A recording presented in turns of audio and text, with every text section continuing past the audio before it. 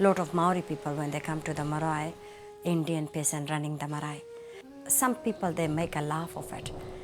And I spoke to Bruce sometimes. I said, Bruce, I don't like that. And he said, no, Halima, that's your role and you belongs here. And that's it.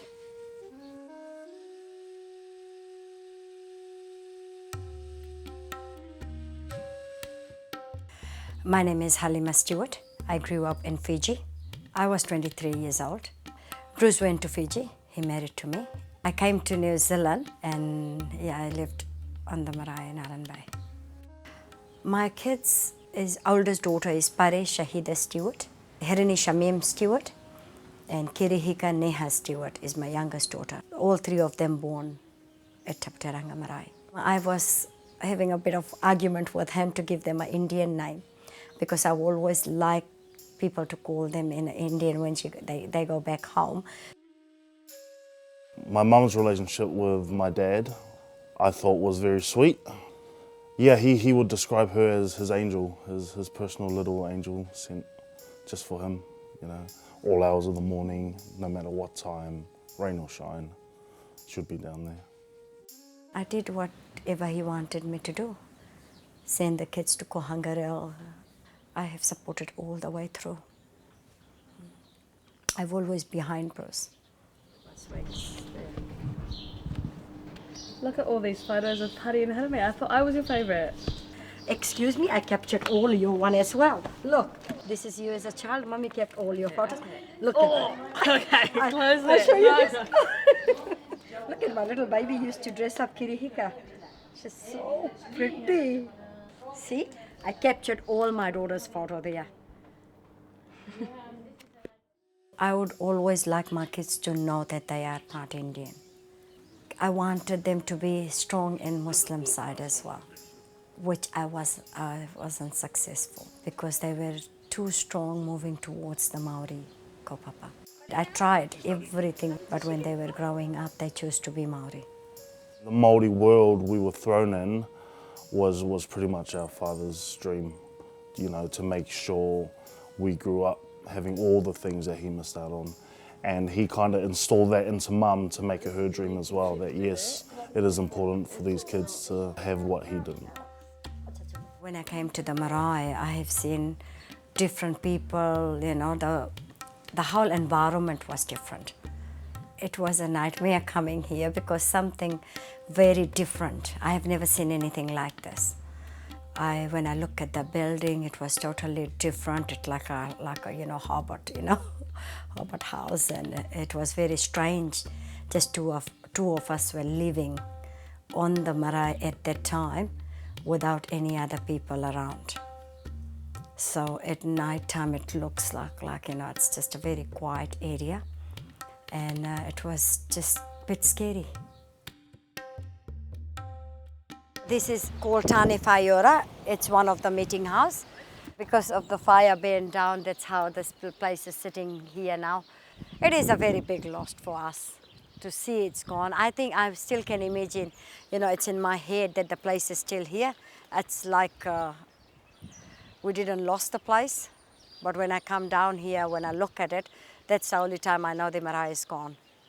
But it will always remain in my heart, always gonna remain in my heart. I can close my eyes, I can see the whole level as it is. And I still can't think how could it happened. Since I've been in New Zealand, I've been connected to this place, and I couldn't see anything else.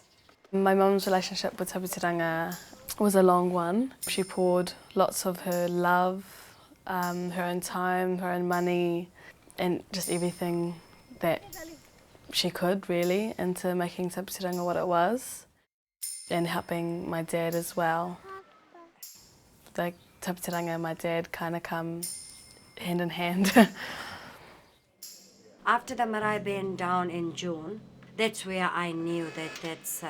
I have to do something. I bought a rental company, and so there's a car servicing business where my motto is working at the moment. I bought a little tent to have a little memories of the marae here. The memories won't go away. I kept all the diaries with me. Some of his type used to be a type those days. Bruce used to be a singer, so one of his memories, I kept it with me. Thank you cards, some paintings, some drawings. Even his school age photos, I still kept it. For some reason, I think I saved all that from the fire because I used to have copies of everything. And I think that he will never go away from me. He will always gonna be here, always gonna stay here with me. I remember I started learning how to make boil up and what do you call that, dumplings? Oh, doughboys. Doughboys. Yeah, and I learned that, and then I started making very nice. Sometimes in the boil up, I used to put garlic in it, garlic and ginger. Maoris are not used to it, right? They only Yeah, used to it spices flat. and boiler. Oh boy. Not a fan. Yeah, but I never had any complaints. And some kaumatas always said, we'd love to take you back to our marae. We've been separated in 2001. We had some sort of misunderstanding. After separating from him, I went in a relationship where I find it very hard. I keep coming back to the marae.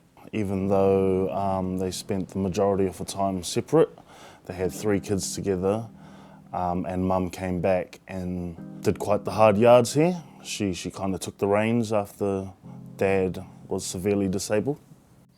Majority of people didn't know that me and Bruce been separated. Never. Because the way we were living, no argument, no nothing. We work together, we work as a team, we look after each other, and that's the way we were working. And I was there till his last breath. It was hard. He knew that he's leaving his legacy behind, that someone will look after it.